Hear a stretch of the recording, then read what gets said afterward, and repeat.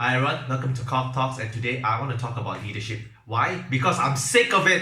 The trigger for this video is the constant sharing of cringy leadership content like this and this on social media, especially when someone has gone through a rough patch with the boss. Now, most of this content talk about how leadership to be benevolent, the leader must be a good person, earn respect and not demand it, listen and understand your followers, blah blah blah, and all this positive stuff.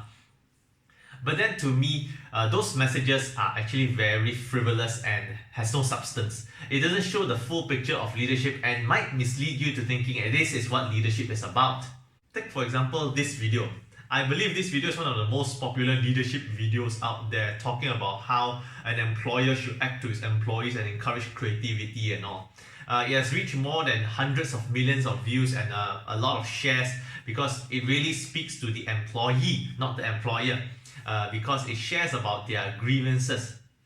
Now, if you have not watched the video, I don't recommend it at all because it is full of cringy bullshit. To save your brain cells and time, I'm just going to give you the gist of this video. So, in the video, during a meeting, a CEO-like person was telling his employees, I'm the boss, you guys should listen to me and follow what I say. And then the main character stood up and talked about how you should build up the employees and respect them and improve their creativity and appreciate these employees. And at the end of the video, he revealed that he was the founder of the company and is actually the CEO's boss. So what am I supposed to learn here? That to deal with someone in power, I need someone with more power to come and talk down to this person.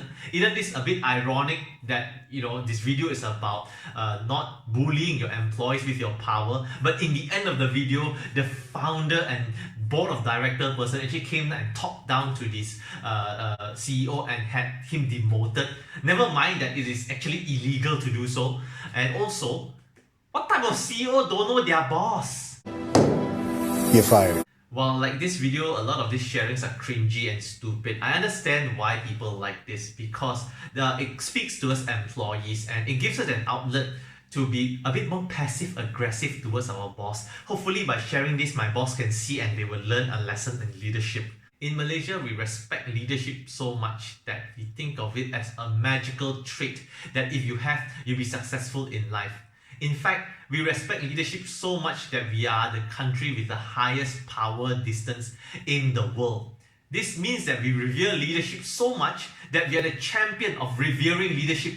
This culture of power distance is very clear in our daily life. From school, when an MP or a datuk come over to give out anugerah pelajar cemerlang, we will have red carpets and kompang welcoming them. When we have visits by the founder or the Tan Sri of the company to come over, we will be preparing red carpets and tying nice little ribbons on the chair and preparing tea and whatever to welcome the datuk also.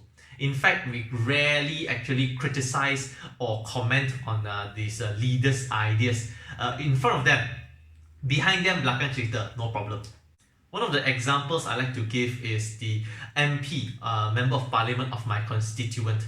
Her party always says that we are the servant of the people. We want to serve the rakyat. We want to help the nation. We do not want to take any datukhips or titles because until Malaysia is saved, we will fight for the people. So they portray themselves as the servant of the nation and its people. But when the MP comes over to the constituent, we revere her like the goddess of mercy has graced us and blessed us with her presence. Now, I'm not saying that this MP asks for this sort of reverence. In fact, I think it will be the total opposite. To me, I think this lady is actually a very humble and hardworking person and she really wants to serve the people. But this is the way how Malaysians typically treat leaders. We revere what we call the pemimpins. Dia bukanlah individu yang layak menjadi seorang pemimpin.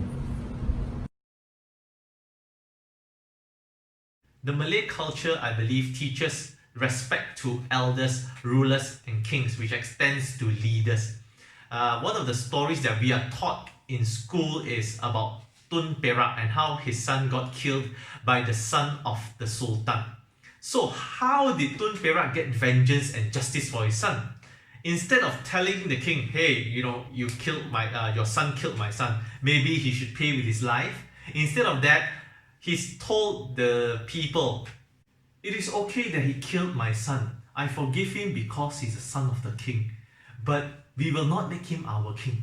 I believe that example actually shows how much they have respect for leaders. As for the next one, the Indians, I don't know personally, but I think they have inherited some of the caste system back in India and have this idea that, people of lower ranking should respect those of higher ranking. And finally, let's talk about the Chinese. I blame this guy. This guy has been the cause of all the power distance issue in the Chinese community everywhere.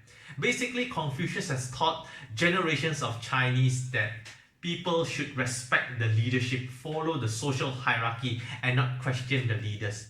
Basically, if your leader asks you to die, you cannot not die.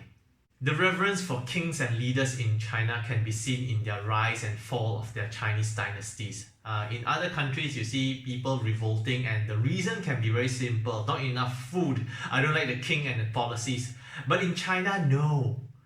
Leaders and kings have the mandate of heaven, and the only way you can start a rebellion is when God tells you that you're not doing so well, and I send a calamity and tell everyone that they have lost the mandate of heaven. So the only person that can punish the king is heaven and God himself.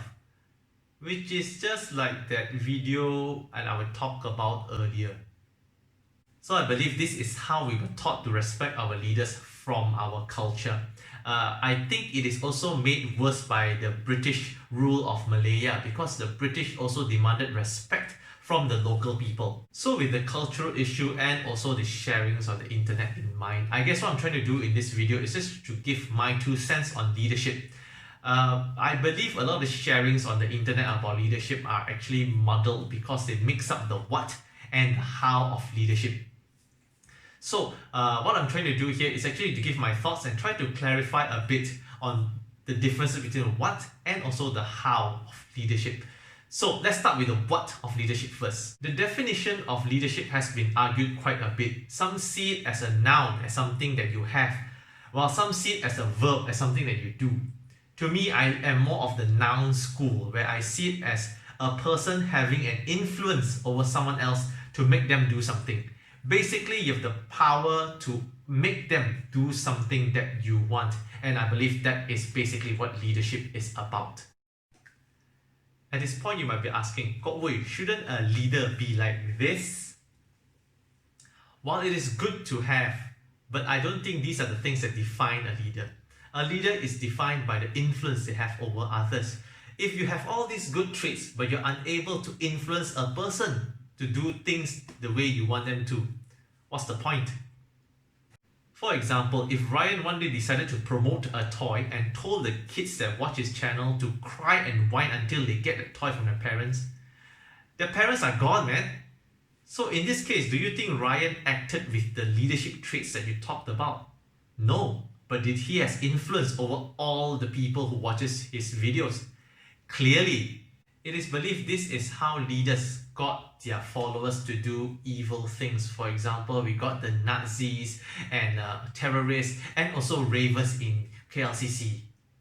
So that's Kok Talks on what leadership is. Next video, we will be talking about what type of power can a leader get and how do we get it. So subscribe right now. Click the subscribe button below and stay tuned for the next video. I will see you then.